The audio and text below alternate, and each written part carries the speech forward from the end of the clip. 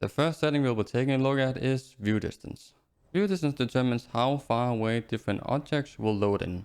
From my testing, these objects are only the player-made objects, so the different buildings the players can either place or make themselves. As far as I can tell, this does not affect the other players in the game, so no matter what you choose here, you'll still be able to see people far out into the distance. So you won't get any disadvantage from having this on near. As you can see in my testing, I didn't find that much of a difference in terms of performance. I actually gained a couple of percent, which I think is more down to either margin of error or simply the fact that this game is very CPU heavy. With the different markers, I have tried to mark out how far away you'll be able to see the different structures load in. As you can see, there's no difference between Far and Epic. I haven't been able to find any difference between the two, so it seems to be around the same view distance you get from choosing either of those two. In my other example here inside the creative, you can see we have a much bigger impact on my performance, around 5%, which still isn't a lot, but it's definitely bigger than what we saw before. And that's because the small island I'm on is almost all made of player-made items. And therefore we see a much bigger difference in performance. In my testing of an online match, I only found one example where there was actually a non-player made building that would not load in unless I had it at a higher setting.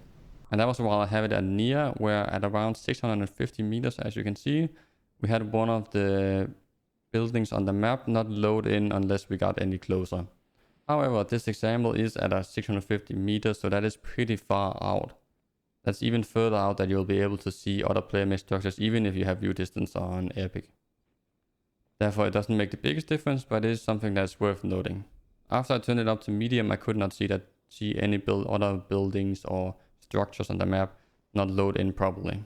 So it seems to be only affecting near.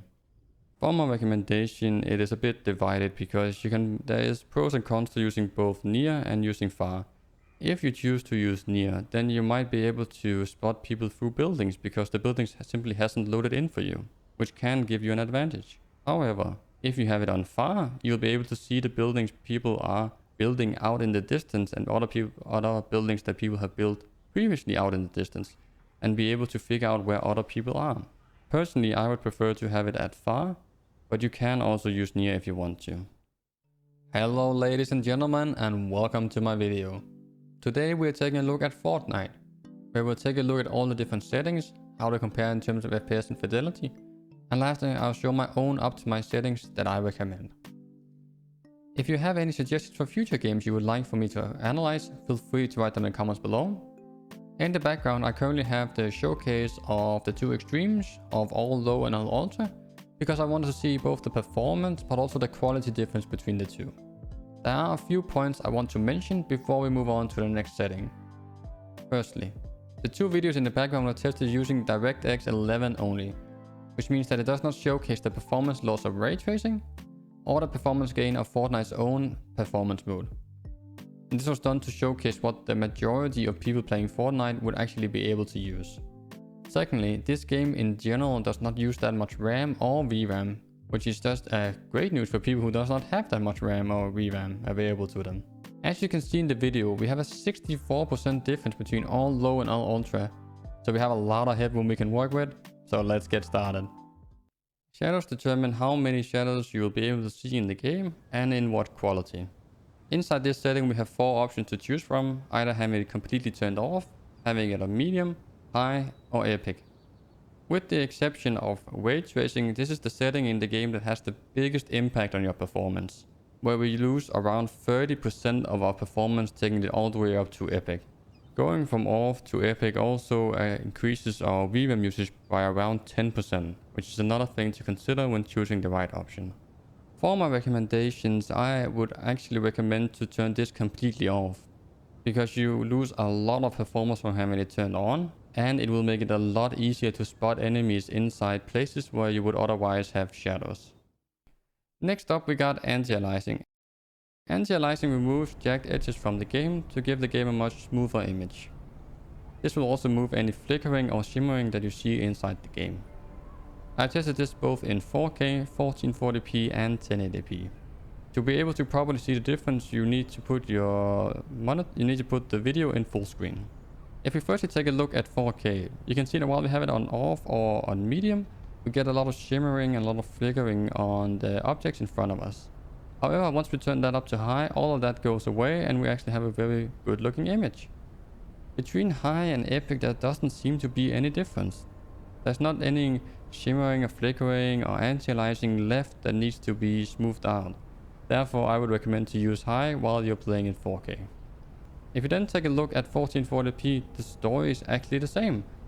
Off or medium has a lot of shimmering, a lot of flickering, but as soon as we turn it up to high, all of that goes away.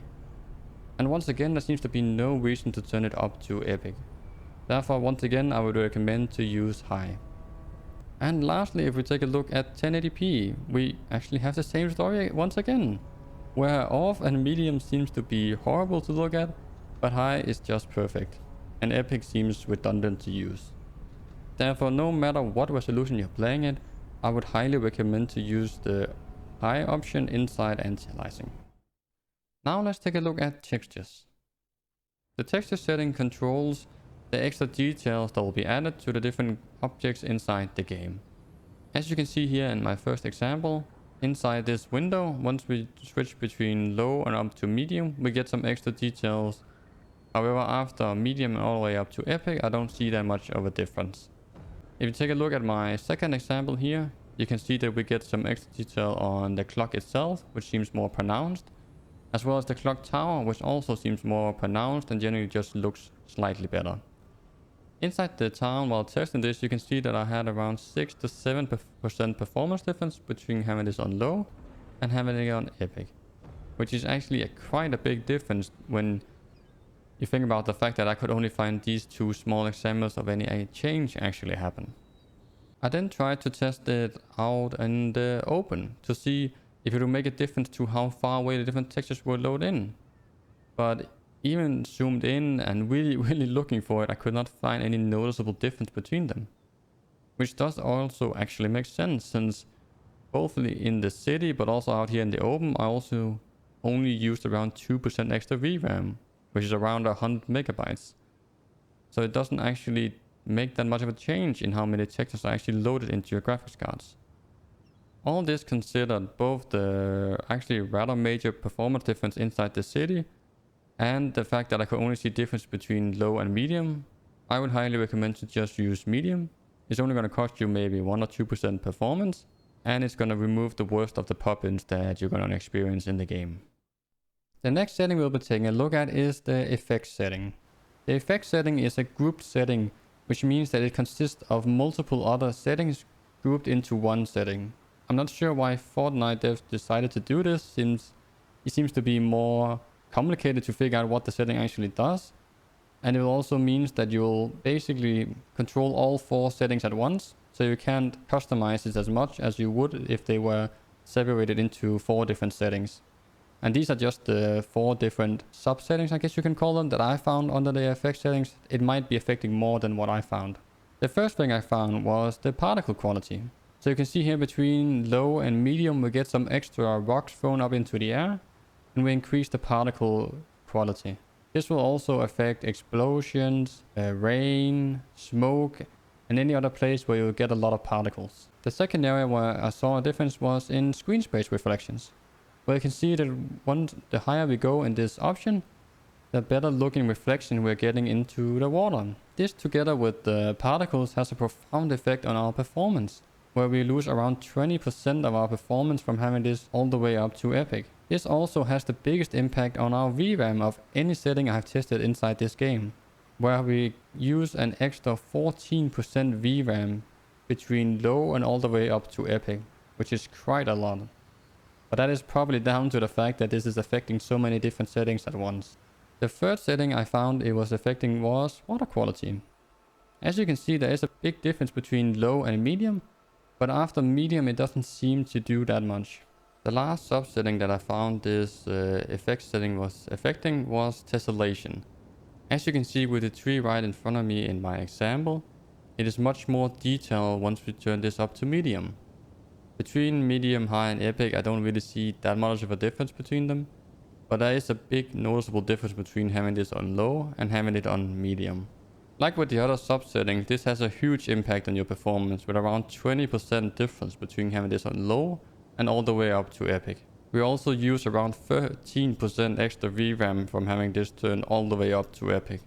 Therefore, with all this in mind, I highly recommend to leave this setting at low, because it's affecting way too many different settings inside the game and having a way too big of an effect on both your performance but also your VRAM usage. Next up we got post-processing. Post-processing is a general setting that can contain a lot of different sub-settings beneath it.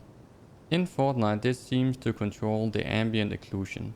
Ambient occlusion is a setting that adds some extra soft shadows to different crevices in the game to make the lighting and the shadow look a lot better and generally more realistic. In Fortnite, it can be difficult to showcase a good example of this because the lighting changes so much because the day and night cycle is so fast. In my example here, you can see this in the trees. It's very subtle, it can be hard to notice, but if you look where the arrows are pointing, you can see that we do have some extra shadows once we turn up this setting. Another example that might be even better to showcase is these screenshots I took where I have low on the left side and ultra, or epic in this case, on the right side. As you can see, there is a difference, but it's fairly subtle and can be hard to notice while you're in game. If you combine that with the around 14 to 15% performance loss that you take from having this at epic, I would highly recommend to just leave this at low. Now let's take a look at motion blur. Motion blur adds some extra blurriness to the image while you're moving your camera around. This is done to keep animations more fluid, but can also be kind of distracting because it makes it harder for you to see everything clearly in your peripheral vision. The motion blur in Fortnite is actually not that bad compared to other games. It's a fairly mild implementation of it, so it might actually be difficult for you to spot it. I've tried to freeze a frame here, so you're able to see the difference in the tree right in front of me, where you can see it is slightly more blurry on the right compared to the left. Even though this is a mild implementation of motion blur, I would still highly recommend to turn it off, since it can give you a disadvantage at spotting enemies and general movement when you're running around inside the game. Next up we got rendering mode.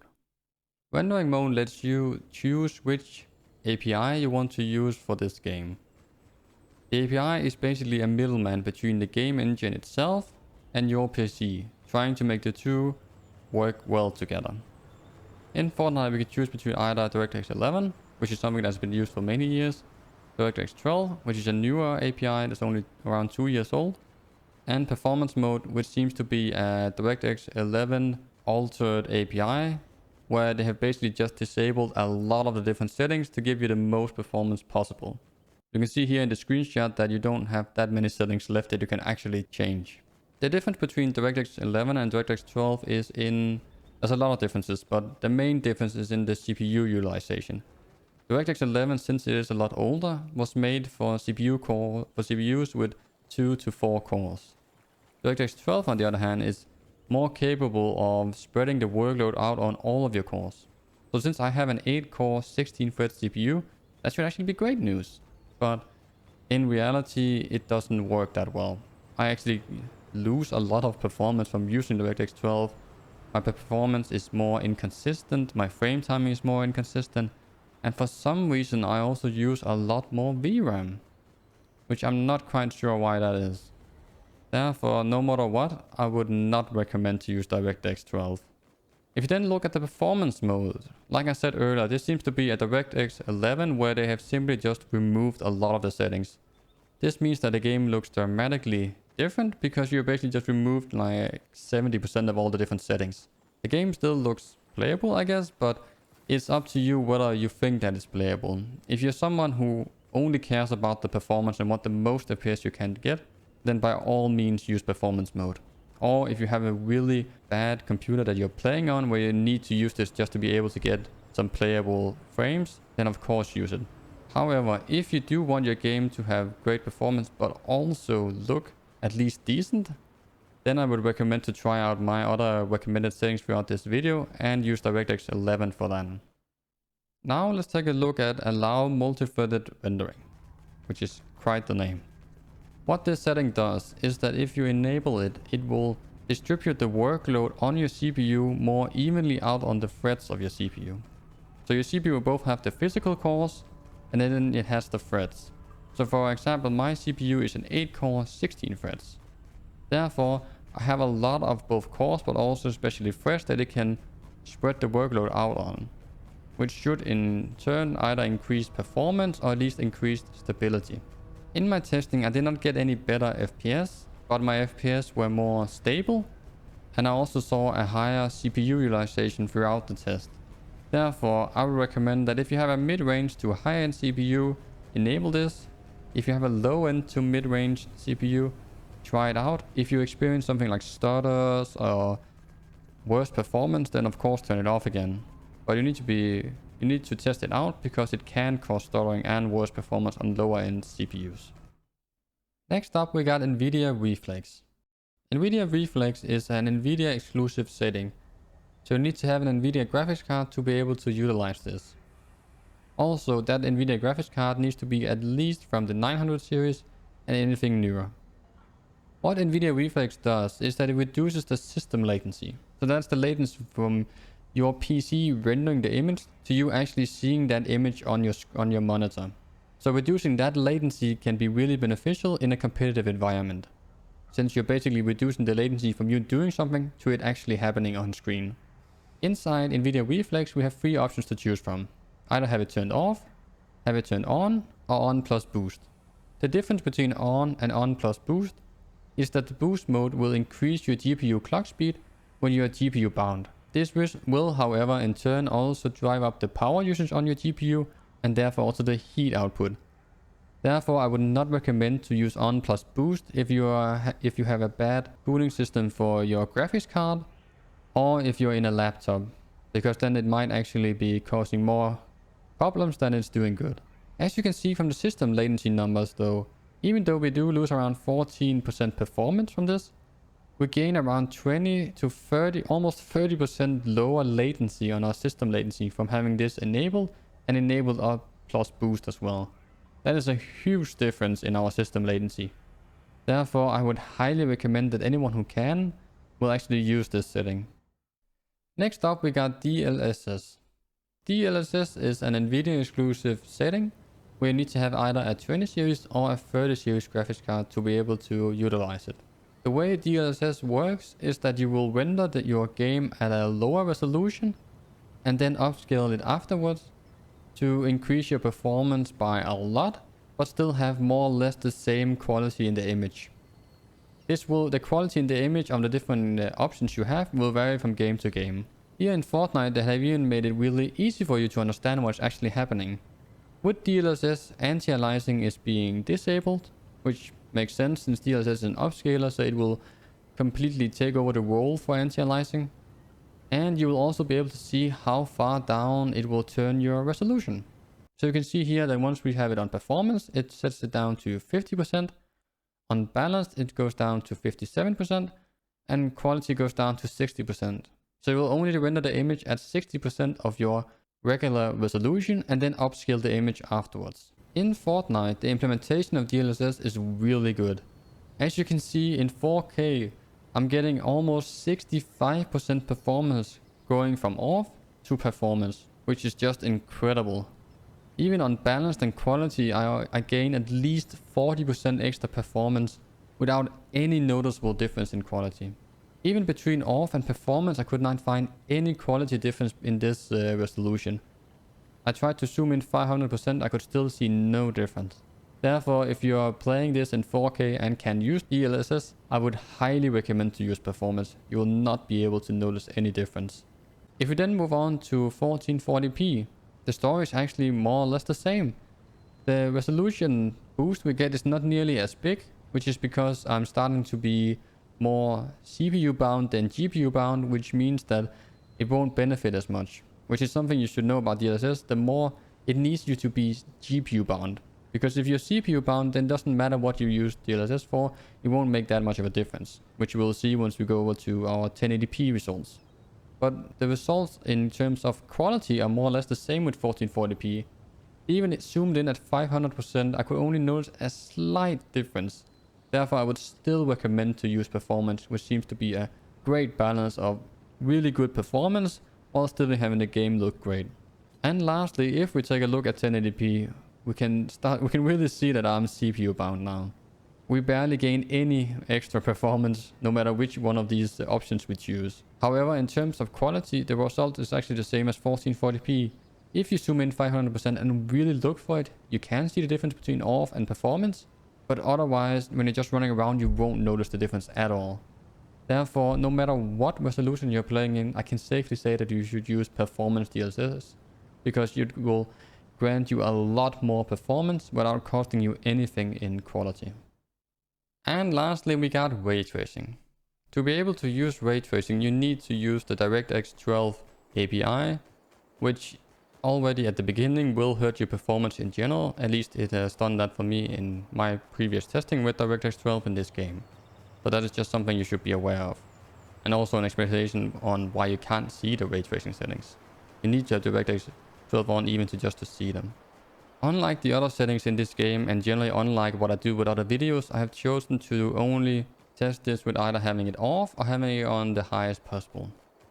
And the reason for that is that it's simply stupid to have this in the game, to be honest. You can see that while I have it on Epic, I get around 25 FPS. That's even with DLSS on performance, which I've also already shown that boosts my FPS with around 60%. That's just crazy.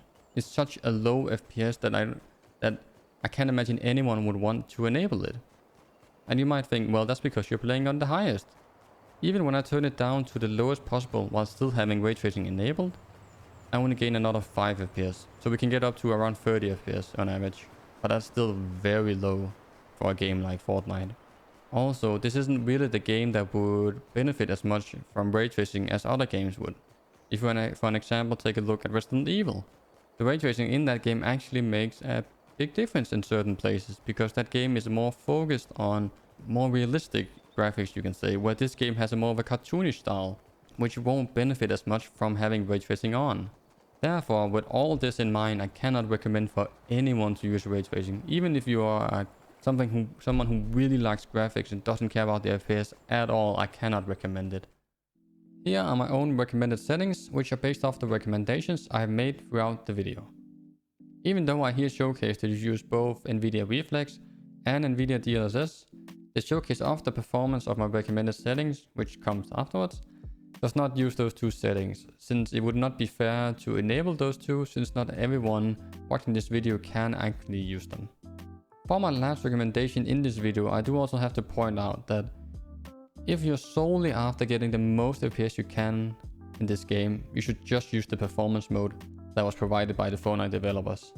Because even with my settings and even with DLSS, I cannot match the frame rate that they can actually output.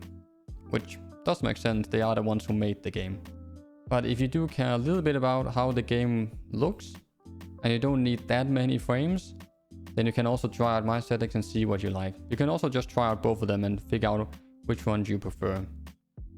But thank you all for watching. If you made it this far and been able to use this video to get better FPS in Fortnite, please like and subscribe for future videos where we'll take a look at other games.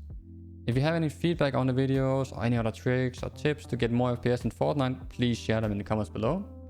And if you're interested in these kinds of videos, maybe check out the video I made on Call of Duty Warzone or Apex Legends. Have a nice day. Bye bye.